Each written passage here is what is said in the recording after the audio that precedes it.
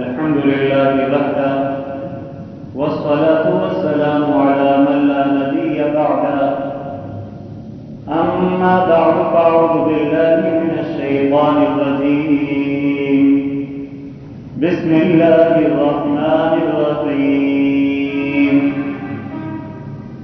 فإن تنازعتم في شيء فردوه إلى الله والرسول. وقال رسول الله صلى الله عليه وسلم تركت فيكم أمرين لم تضلوا ما تمسكتم بهما أبدا كتاب الله وسنتي. وفي رواية كتاب الله وعترتي. سبحان ربك رب العزة عما يصفون وسلام على المرسلين والحمد لله رب العالمين. مولاي صل وسلم دائما أبدا على حبيبك خير الخلق كلهم هو الحبيب الذي ترجى شفاعته في كل هول من الأعمال مقتحم. حضرات محترم برادران اسلام، قابل قدر دوستوں، بزرگوں، بھائیوں، گزشتہ کچھ مجالس سے جناب نبی کریم صلی اللہ علیہ وسلم کے مبارک افعال، اعمال اور بطور خاص حضور علیہ السلام کی سنت کی اہمیت بیان ہو رہی ہے. حضور نبی کریم صلی اللہ علیہ وسلم کی مبارک عادتوں کو سنت کہتے ہیں، اور یہ سنت اس قدر اہم چیز ہے کہ اللہ رب العزت نے نبی پاک صلی اللہ علیہ وسلم کے بعد آنے والے تمام طبقات کو یہ حکم فرمایا ہے کہ اگر تمہارے آپس کے تنازعات اور جھگڑے ہوں تو ان کا اگر حل تم نے تلاش کرنا ہے تو میری سنت میں تلاش کرنا ہے. امت کی پھنسیوں کا اور مختلف قسم کے مقدموں کا اگر فیصلہ لوگ سنت کے ذریعے کریں تو یقین جانو اللہ کی رحمتیں اور برکتیں آئیں.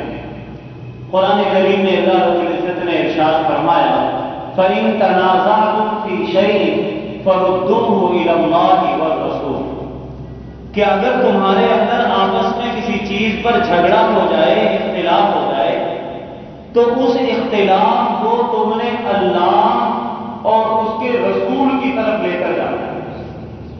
اللہ کی طرف لے کر جانے کا کیا مطلب ہے؟ کہ اس کا فیصلہ اللہ کے پاک کلام اور قرآن سے کرو. اور رسول اللہ کی طرف فیصلہ لے جانے کا کیا مطلب ہے؟ کہ اپنے ان مقدمات میں اگر تم نے فیصلہ کروانا ہے تو حضور کی سنت سے فیصلہ کرو. بس یہ دیکھ لو کہ اللہ کے رسول کی سنت کس بات پر ہے، اس کے مطابق فیصلہ کرو. چنانچہ حضرات صحابہ کرام رضوان اللہ علیہ اجمعین، اللہ پاک ان کی قبول پر کروڑوں رحمتیں نازل فرمائے، انہوں نے بعض والوں کو یہ طریقہ کار اور یہ راستہ بتا دیا ہے کہ اپنے اختلافات میں اللہ کے نبی سے فیصلہ کیسے کروانا ہے، حضور کی سنت سے فیصلہ کیسے کروانا ہے.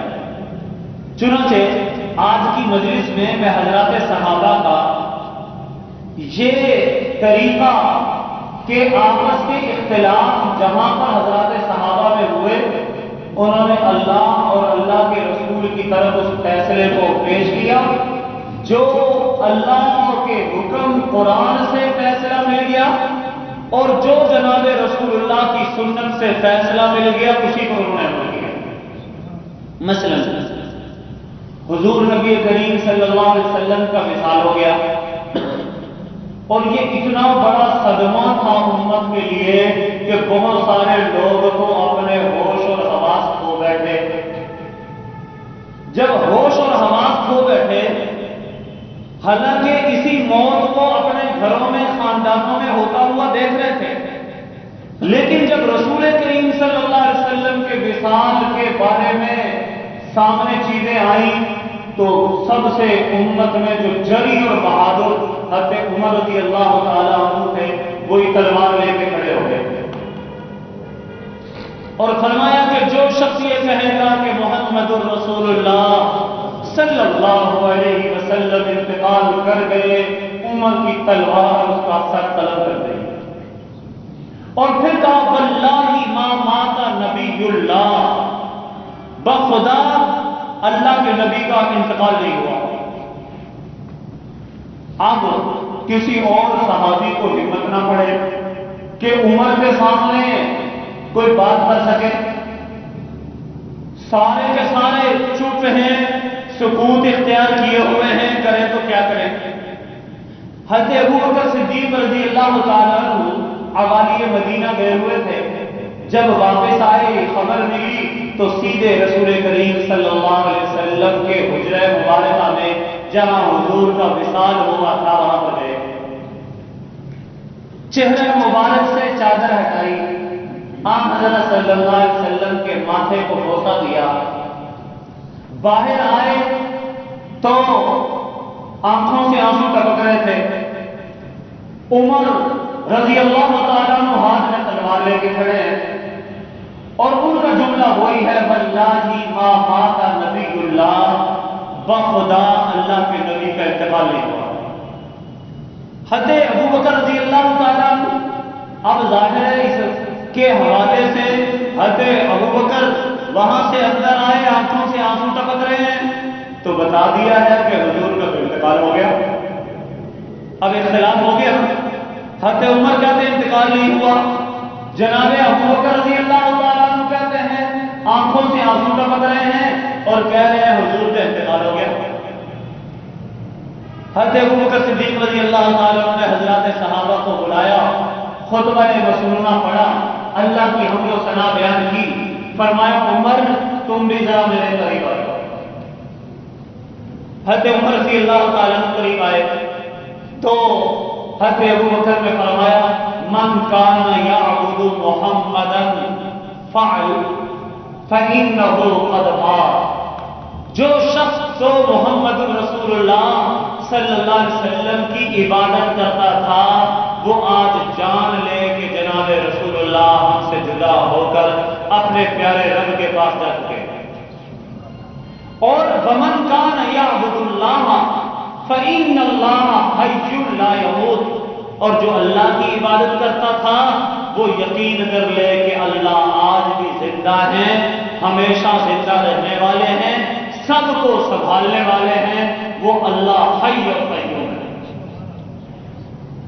اور پھر حکم تھا نا، اب حضرت عمر ذرا دیکھ رہے ہیں، فرما عمر سنو، اللہ کا قرآن کیا کہہ رہا ہے وما محمد الا رسول قد خلت من قبله الرسل افإن مات او قتل انقلبتم على اعقابكم۔ فرمایا محمد اللہ کے رسول ہیں اور حضور تو آخری رسول ہے نا، اور عمر بتاؤ تو صحیح کہ حضور علیہ السلام نے ہمیں کیا بتایا تھا کہ مجھ سے پہلے کتنے رسول آئے۔ حضرت عمر کہنے لگے کہ اللہ کے نبی نے بتایا تھا کہ 1,24,000 سے بھی تقریباً زیادہ پیغمبر آئے ہیں۔ فرمایا وہ کہاں گئے؟ سوال پوچھ رہے ہیں کن سے؟ فرمایا کہاں گئے؟ کہا وہ اللہ کے پاس چلے گئے۔ تو فرمایا قد خلت من قبلہ الرسل، حضور بھی اللہ کے نبی اور رسول ہیں، اور جناب رسول اللہ صلی اللہ علیہ وسلم سے پہلے اور بھی بہت سارے رسول آئے، لیکن وہ سارے کے سارے اپنے رب کے پاس پہنچ گئے۔ فرمایا اب بتاؤ افإن مات او قتل انقلبتم على اعقابكم، اگر حضور علیہ السلام دنیا سے پردہ فرما گئے یا کسی جنگ میں شہید ہو گئے، انقلبتم على اعقابكم، کیا تم ایڑیوں کے بل اسلام سے برگشتہ ہو جاؤ گے، اسلام کو چھوڑ بیٹھو گے؟ حضرت عمر رضی اللہ تعالیٰ عنہ نے جب حضرت ابوبکر صدیق رضی اللہ تعالیٰ عنہ کی یہ دلیل سنی تو فرمایا ذرا سنو، اللہ کے قرآن نے اللہ کے نبی کو کہا تھا انک میت وانہم میتون، اے نبی آپ پر بھی موت طاری ہوگی، وانہم میتون، اور آپ سے پہلے بھی جتنے نبی آئے ان پر موت طاری ہوئی۔ موت کا طاری ہونا سب پر متفق علیہ جی۔ تو اب حضرت ابوبکر نے کیا پیش کیا تھا؟ اللہ کا قرآن، اور فرمایا عمر کیا تو نے حضور سے سنا نہیں تھا کہ میرے نبی نے فرمایا تھا لا تتخذوا قبری مساجد، کہ میرے بعد میری قبر کو سجدہ گاہ نہ بنا لینا۔ قرآن بھی پیش کر دیا، سنت بھی پیش کر دی، تو اب فیصلہ اختلاف تھا تو اس اختلاف کا حل کہاں سے کروایا انہوں نے؟ اللہ کے قرآن سے، جناب نبی کریم صلی اللہ علیہ وسلم کے فرمان۔ اور یہی قرآن کہہ رہا ہے جب بھی تمہارا آپس میں کسی معاملے میں جھگڑا ہو تو تم اپنا فیصلہ کہاں سے کرواؤ؟ قرآن سے کرواؤ یا نبی کے فرمان سے کرواؤ۔ ایک اور دوسری مثال جناب رسول کریم صلی اللہ تعالی علیہ وسلم کے بارے میں، اب ظاہر ہے انتقال کے حوالے سے پہلا اختلاف تھا، دوسرا اختلاف کہ حضور نبی کریم صلی اللہ علیہ وسلم کو دفن کہاں کیا جائے؟ صحابہ کرام میں اختلاف ہو گیا۔ بعض کہتے تھے کہ بیت المقدس میں دفن کیا جائے، کیوں؟ اس لیے کہ شام کے اندر بیت المقدس میں انبیاء کا مولد و مدفن ہے، وہیں بہت سارے انبیاء پیدا ہوئے، وہیں پر ان کا انتقال ہوا، دفن بھی وہیں پر ہے۔ اس لیے حضور بھی اللہ کے نبی ہیں تو ظاہر ہے جناب نبی پاک صلی اللہ علیہ وسلم کو جہاں پر انبیاء کی سرزمین ہے وہاں پہ جا کے دفن کریں۔ ایک اور طبقے نے کہا نہیں، حضور علیہ الصلوۃ والسلام مکہ مکرمہ میں پیدا ہوئے، اور یہ مکہ مکرمہ یہ بھی ظاہر ہے بڑی اعلیٰ سرزمین، اللہ کا گھر ہے، بیت اللہ ہے اس میں، تو اس لیے مکہ مکرمہ میں لے چلتے ہیں۔ کوئی مکہ مکرمہ کی بات کر رہا تھا، کسی نے کہا کہ جناب رسول کریم صلی اللہ علیہ وسلم کو یہی مدینہ منورہ میں دفن کر دیتے ہیں، لیکن جگہ کا تعین بھی ہو رہا تھا کہ کہاں کریں۔ کسی نے کہا کہ جہاں حضور مصلی پر کھڑے ہو کر نماز پڑھاتے تھے وہاں پر رسول کریم صلی اللہ علیہ وسلم کو دفن کر دیا۔ کوئی کہہ رہا ہے نہیں، جہاں پر رسول کریم صلی اللہ علیہ وسلم خطبہ دیتے تھے اس مقام پر حضور علیہ السلام کو دفن کر دیا جائے۔ اب اس اختلاف کا مسئلہ حل کہاں سے ہوگا؟ تو سیدنا ابوبکر صدیق رضی اللہ تعالیٰ عنہ کو اللہ جزائے خیر دے، انہوں نے امت کو یہاں بھی سنبھالا۔ تو کیا فرمایا؟ فرمایا ما مات نبی، کہ جو کسی نبی کا انتقال کہیں نہیں ہوا، لیکن یدفن حیث یقبض، کہ نبی کو جس نبی کا بھی جہاں انتقال ہوتا ہے ان کو دفن وہیں کیا جاتا ہے جہاں پر ان کا انتقال ہوتا ہے۔ اور یہ بات میں نے حضور نبی کریم صلی اللہ علیہ وسلم سے سنی۔ چنانچہ طبقات ابن سعد میں یہ حدیث مختلف اسناد سے حضرت ابوبکر صدیق رضی اللہ تعالیٰ عنہ سے نقل کی گئی کہ حضور علیہ السلام بھی اللہ کے نبی ہیں، اور نبی کی تدفین کہاں ہوتی ہے؟ جہاں پر نبی کا انتقال ہو۔ اور حضور علیہ السلام کا انتقال کہاں ہوا تھا؟ حضرت عائشہ رضی اللہ تعالیٰ عنہ کے حجرے میں۔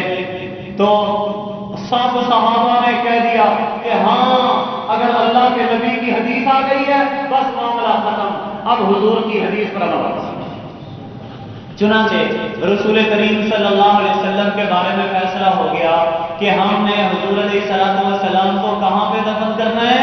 حضرت اماں عائشہ صدیقہ طیبہ طاہرہ رضی اللہ تعالی عنہا کے حجرے مبارک۔ اچھا پھر غسل دینے کی باری آئی تو عام لوگوں کو غسل کیسے دیا جاتا ہے کہ جہاں پر وہ غسل دیا جاتا ہے تو عام طور پر پہنے ہوئے لباس کو اتارا جاتا ہے، کپڑے قمیض اتار لی، اعزاز اتار لی، علیحدہ سے اعزاز اوپر پہنا دی گئی، پھر غسل دیا جاتا ہے۔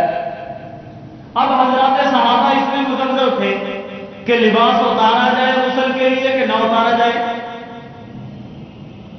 کس حوالے سے غسل کروایا جائے، اسی پہنے ہوئے لباس میں ہی غسل دے دیا جائے کہ لباس اتار کر غسل دیا جائے۔ چنانچہ اس پر آپس میں کوئی فیصلہ نہیں کر پا رہے تھے، تو ایک صحابی جناب حضرت عمر رضی اللہ تعالیٰ عنہ کے پاس آئے اور وہ کہنے لگے کہ میں نے رسول کریم صلی اللہ تعالیٰ علیہ وسلم سے یہ بات سنی تھی کہ نبی کے غسل کے وقت نبی کے لباس کو نہیں اتارا جاتا، حضور کو حضور کے کپڑوں میں ہی غسل دیا جائے گا، اس غسل کے ساتھ اسی میں غسل پانی بہا دیا جائے گا، علیحدہ سے غسل لباس اتار کر غسل نہیں دیا جائے گا۔ یہ نبی کا ادب ہے۔ کیوں؟ اس لیے کہ ظاہر جب پہلے کپڑے کو اتارا جاتا ہے تو اس میں وہ ڈیڈ باڈی اور جسم کو مختلف انداز میں حرکتیں دینی پڑتی ہیں، اور بعض اوقات ایسے ہی وہ زور آزمائی بھی کرنا پڑتی ہے جس سے جسد کی بے حرمتی ہوتی ہے، اور نبی کا جو جسم اور بدن ہے وہ تو امت کے لیے قابل تکریم اور قابل تعظیم ہے۔ چنانچہ اس پر یہ فیصلہ ہو گیا، حضور علیہ السلام کو جو غسل دیا گیا آپ کے لباس سمیت، پہنے ہوئے لباس سمیت غسل دیا گیا۔ اچھا، پھر یہ بہت بڑا مسئلہ تھا، یقین جانے بعض وقت جب انسان غم کی حالت میں ہوتا ہے پڑے ہوئے مسئلے بھی بندہ بھول جاتا ہے۔ حضور کے دنیا سے وصال فرمانے سے بڑا صدمہ کون سا ہو سکتا ہے؟ چنانچہ اگلا مسئلہ اور آ گیا، مدینہ طیبہ میں جو لوگ دفن کیے جاتے تھے وہ دو طریقے سے دفن ہوتے تھے، قبر کی دو قسمیں ہوتی تھیں، بعض قبر لحدی قبر بنائی جاتی تھی جس کو ہمارے ہاں بغلی قبر کہتے ہیں، تو کہ تھوڑا سا گڑھا کیا پھر قبلے کی جانب کو وہ کھدائی کر دی اور اس بغلی قبر میں دفن کیا جاتا تھا، اور دوسری صورت یہ تھی جیسے ہمارے ہاں سیدھی قبر بنتی ہے، پہلے ایک گڑھا کھودا جاتا ہے پھر بالکل سیدھا درمیان میں رکھ کر درمیان میں ایک گڑھا کھود دیا جاتا ہے اور اس میں دفن کیا جاتا ہے، اس کو شاخ کہتے ہیں۔ پہلی قبر کو عربی زبان میں لاحد کہتے ہیں، یہ جو ہمارے یہاں قبریں بنتی ہیں اس کو شاخ کہتے ہیں۔ اب کوئی کہے کہ جناب لحدی قبر حضور کے لیے بناؤ، کوئی کہے کہ قبر حضور کے لیے بنانی ہے تو شاخ والی قبر سیدھی قبر بناؤ، فیصلہ ہو نہیں رہا تھا۔ چنانچہ رات کے وقت حضرات صحابہ بڑے بڑے اجلہ اکٹھے ہوئے، جلیل القدر صحابہ، انہوں نے کہا کہ قبر کھودنے والوں میں سے دو قسم کے لوگ ہیں، ایک لحدی قبر کھودتے ہیں، ایک شخص سیدھی قبر کھودتے ہیں، جو صبح سب سے پہلے آ جائے وہی قبر کھود لیں گے۔ چنانچہ جو سب سے پہلے آدمی آیا وہ لحدی قبر کھودنے والا تھا۔ اب لحدی قبر کھودنے کے لیے وہ کھدائی شروع کرنے لگے تو شک والا نے کہا ہم نے تو یہ کہا تھا، پھر معاملہ۔ تو ایک صحابی نے حدیث سنائی کہ میں نے خود نبی پاک صلی اللہ علیہ وسلم کی زبان سے سنا ہے، اللحد لنا والشق لغیرنا، کہ لحد ہمارے لیے ہے، یعنی نبیوں کو لحدی قبر میں دفن کیا جائے گا، اور جو شق ہے غیر نبیوں کے لیے۔ ایک مطلب اس طریقے یا یوں کہو اللحد لنا، لحد مسلمانوں کے لیے ہے اور شق دوسرے غیروں کے لیے ہے، یا یوں کہہ دیجئے کہ اللحد لنا ای لأہل مدینتنا، ہمارے شہر والوں کے لیے، یہاں کی زمین سخت تھی تو ظاہر ہے لحدی قبر بن سکتی تھی، اور جہاں کی زمین نرم ہو وہاں وہ اس حوالے سے وہاں شخص سیدھی قبر بنائی جائے۔ تو بس حدیث مل گئی تو صحابہ کا اختلاف ختم۔ انہوں نے کہا جب حضور کی حدیث آ گئی ہے کہ اللحد لنا والشق لغیرنا، کہ لحد ہمارے لیے ہے اور سیدھی قبر ہمارے غیروں کے لیے ہے، تو اب حضور کے لیے قبر کون سی بنائیں گے؟ بغلی قبر بنائیں گے، لہدی قبر بنائیں گے، سیدھی قبر نہیں بنائیں گے۔ چنانچہ حضور علیہ السلام کے لیے کون سی قبر بنائی گئی؟ لہدی قبر بنائی گئی۔ اسی لیے ہمارے بعض بزرگ وصیت کرتے تھے کہ صاحب میں مروں اور اس جگہ میں اگر لہدی قبر ممکن ہو تو میرے لیے لہدی قبر بنا دینا، تاکہ حضور کی سنت کے قریب قریب دفن ہو سکے۔ اور اب بھی ہمارے یہاں پر پاکستان میں بھی بعض جگہ جہاں پر زمین سخت ہے وہاں پر اب بھی لوگ لہدی قبر بناتے ہیں، اور جہاں یہ زمین نرم ہوتی ہے تو ظاہر ہے وہاں پر اگر لہدی قبر بنائیں اوپر سے سلیبر ڈال دیں تو بعض اوقات ایسا ہوتا ہے ادھر لوگ کھڑے ہیں قبر ساتھ ہی بیٹھ جاتی ہے، نیچے مٹی بیٹھ جاتی ہے۔ اس لیے یہ نرم زمین علاقے میں تو شق والی قبر ہی بنانی چاہیے۔ تو میں چل رہا تھا حضرات صحابہ کی کتنی عظمت تھی کہ جہاں اللہ کے نبی کی سنت آ گئی اپنے سارے اختلاف ختم ہو گئے اور اپنے آپ کو نبی کی سنت کے سامنے پیش کر دیا۔ اچھا، حضور علیہ السلام کی تدفین ہو گئی۔ اب اس کے بعد خلافت کے بارے میں اختلاف ہوا کہ حضور نبی کریم صلی اللہ علیہ وسلم کو چلے گئے، اب پیارے آقا کے جانے کے بعد خلیفہ کون بنے؟ انصار مدینہ میں جو رہنے والے تھے ان کو انصار کہتے ہیں، جو مکہ سے ہجرت کر کے مدینہ آئے تھے ان کو مہاجرین کہتے ہیں۔ جی، انصار سقیفہ بنی ساعدہ میں اکٹھے تھے، انہوں نے آپس میں طے کر لیا، انہوں نے کہا امیر تو ہمارا ہوگا۔ کیوں؟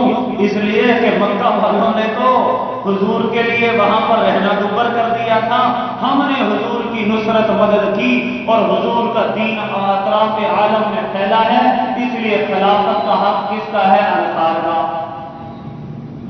مہاجرین کہتے تھے نہیں، حضور نبی کریم صلی اللہ علیہ وسلم مکہ سے آئے اور یہ ساری کی ساری خدمات جلیلہ جناب رسول اللہ نے پیش کی، مہاجرین نے قربانی دی، اپنا گھر چھوڑا، اپنا گھر چھوڑا، اپنے بیوی بچے چھوڑے، اس لیے خلافت کے حقدار اگر خلیفہ بننے کے حقدار ہیں تو وہ کون ہیں؟ وہ مہاجرین۔ اچھا، ایک اور جب یہ بات آئی ایک اور آواز اٹھی، کسی نے کہا کہ دو امیر بن جائیں، ایک انصار میں سے امیر بن جائے، ایک مہاجرین میں سے امیر بن جائے، دو خلیفہ بن جائے۔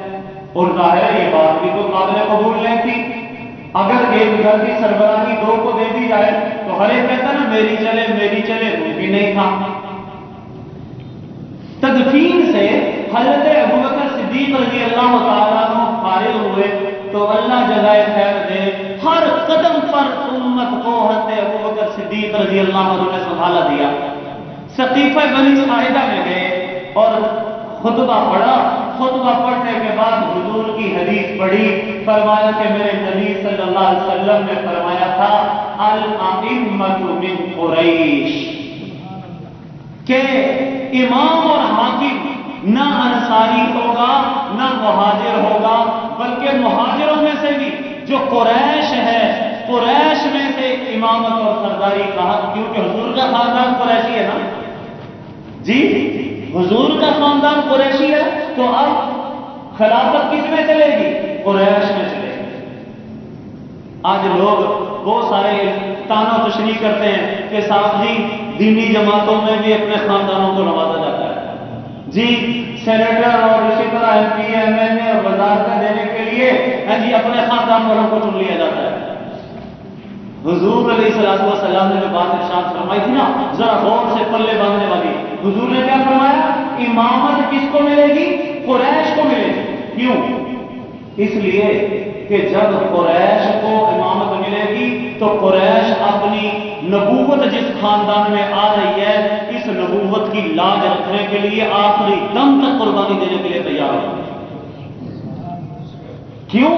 جب اپنے جد امجد یا اپنے خاندان کی حمیت کا معاملہ آتا ہے تو ظاہر ہے آدمی کہتا ہے میرے خاندان نے، میرے بڑوں نے جو مجھ پر اعتماد کیا ہے اسے اعتماد کو ٹھیس نہ پہنچے۔ چنانچہ پھر عمارت جتنی بھی آئی سب قریش کے پاس آئی، حضرت ابو بکر صدیق بھی قریشی تھے، حضرت عمر بھی قریشی تھے، حضرت عثمان بھی قریشی تھے، حضرت علی بھی قریشی تھے، حضرت حسن بھی قریشی تھے، یہ سارے کے سارے قریشی چلے آ رہے ہیں۔ اب حضرت ابو بکر رضی اللہ تعالیٰ عنہ کے حوالے سے فرمایا کہ قریش میں سے عمر ہیں، تم لوگ حضرت ابو بکر نے کہا عمر کے ہاتھ پہ بیعت کرو۔ حضرات صحابہ کہنے لگے نہیں، اللہ کے نبی نے اپنی زندگی کے آخری دنوں میں جب بیماری کے ایام چل رہے تھے تو اپنے مصلی کی امامت کے لیے امام آپ کو بنایا تھا، تو ہماری حکومت کے لیے بھی امام کون ہے؟ آپ ہیں۔ تو حضرت عمر رضی اللہ عنہ نے سب سے پہلے حضرت ابو بکر کے ہاتھ میں ہاتھ دے کر بیعت کر لی۔ اب ظاہر ہے اگر فَإِن تَنَازَعْتُمْ فِي شَيْءٍ فَرُدُّوهُ إِلَى اللَّهِ وَالرَّسُولِ، اگر تمہارا آپس میں کسی معاملے میں اختلاف ہو جائے تو فیصلہ کس سے کروانا ہے؟ اللہ سے، یعنی اللہ کے قرآن سے، یا رسول سے، یعنی رسول کی سنت سے۔ حضرات صحابہ نے امت کو یہ طریق بتا کے اس پر عمل کر کے بتا دیا کہ اگر تم چاہتے ہو کہ زندگی عزت والی گزرے تو عزت کا راستہ ایک ہی ہے کہ وہ اللہ کے قرآن کو تھام لو یا نبی کی سنت کو تھام لو۔ سنت کو تھامو گے اللہ عزت کر دے۔ چنانچہ حضرت عمر رضی اللہ تعالیٰ عنہ کا دور تھا اور حضرت عمر رضی اللہ تعالیٰ عنہ نے ایک لشکر بھیجا وسطی، یہ ہمارے یہ جو استنبول تک، یہ ایران وغیرہ تک کا علاقہ ہے، یہاں تک، اور وہاں پر وہ لشکر بار بار حملہ کر رہا تھا، لیکن وہ کافروں کا قلعہ ایسا تھا کہ محاصرہ جس قلعے کا کیا ہوا تھا وہ پتہ نہیں ہو رہا تھا۔ دن کے وقت حملہ کرتے ہیں تو پتہ نہیں ہو رہی، رات کے وقت حملہ کر رہے ہیں تو پتہ نہیں ہو رہی۔ امیر لشکر نے حضرت عمر رضی اللہ تعالیٰ عنہ کو خط لکھا کہ بڑے دن ہو گئے، حضرات صحابہ بھی مشقت میں ہیں، ہم اس قلعے کو فتح کرنا چاہ رہے ہیں لیکن قلعہ فتح نہیں ہو رہا۔ اب حضرت عمر رضی اللہ تعالیٰ عنہ نے یہ نہیں کہا میں انجنیئر بھیج دیتا ہوں، میں توپے بھیج دیتا ہوں، میں تلواریں بھیج دیتا ہوں، میں گھوڑے بھیج دیتا ہوں، مادی چیزوں کی طرف حضرت عمر نے توجہ نہیں دلائی۔ قربان جائیں اللہ کے نبی کے جتنے یہ خلیفہ تھے یہ امت کو اللہ کے نبی کی سنتوں پر کھڑا کرنے والے تھے۔ فرمایا تم سارے لشکر کو اپنے پاس اکٹھا کرو، خود بھی سوچو کہ تم سے تمہارے نبی کی کون سی سنت چھوٹ رہی ہے، اور سارے کے سارے لشکر کو بھی بلاؤ، ان کو بھی کہو کہ تم بھی غور کرو تم نے پیارے نبی کی کس سنت کو چھوڑا ہے۔ اب سارے چیزوں کو دیکھ رہے ہیں، سمجھ نہیں آ رہی بھائی۔ ایک صحابی کھڑے ہوئے اور وہ صحابی کہنے لگے کہ مجھے لگتا ہے جنگ کی مصروفیت کی وجہ سے ہم سے جناب رسول کریم صلی اللہ علیہ وسلم کی ایک سنت جو مسواک والی سنت ہے وہ ہم سے چھوٹ رہی ہے۔ اب صحابہ نے کو حکم دیا امیر لشکر نے، جاؤ مسواکیں تلاش کرو اور مسواک والی سنت پر عمل کرو۔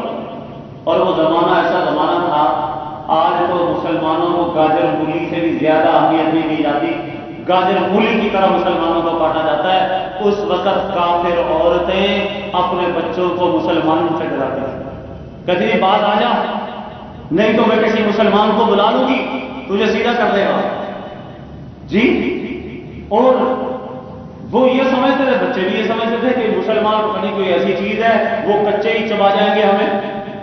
اب مسلمانوں نے سب نے مسواک کی سنت پہ عمل کیا، اجتماعی طور پر حضور کی سنت کو پڑھ رہے ہیں اور کافر قلعے سے دیکھ رہے ہیں۔ اب قلعے سے جب دیکھا تو انہوں نے کہا وہ جو ہماری عورتیں ہمارے بچوں کو ڈراتی تھیں مسلمان کو بلا دو گی باز آ جا، لگتا ہے ان کو ان کے نبی کی طرف سے کوئی کام پیشین گوئی مل چکی ہے، اب یہ ہمیں قابو کریں گے اور ہمیں کچا چبائیں گے۔ اللہ نے ایسا روک ڈالا کہ وہ قلعے کو چھوڑ کر قلعے کے پچھلی جانب سے بھاگے، اور اللہ پاک نے مسلمانوں کو ایک سنت کی برکت سے پتہ تھا۔ فَإِن تَنَازَعْتُمْ فِي شَيْءٍ فَرُدُّوهُ إِلَى اللَّهِ وَالرَّسُولِ۔ میں عرض کر رہا تھا حضرات صحابہ کرام نے حضور نبی کریم صلی اللہ علیہ وسلم کی سنتوں کو تھاما ہے اور امت کو بتایا ہے کہ ہر اپنے معاملے کو اللہ کے رسول کی سنت کے حوالے کرو اور سنت کے مطابق اپنے تمام کے تمام امور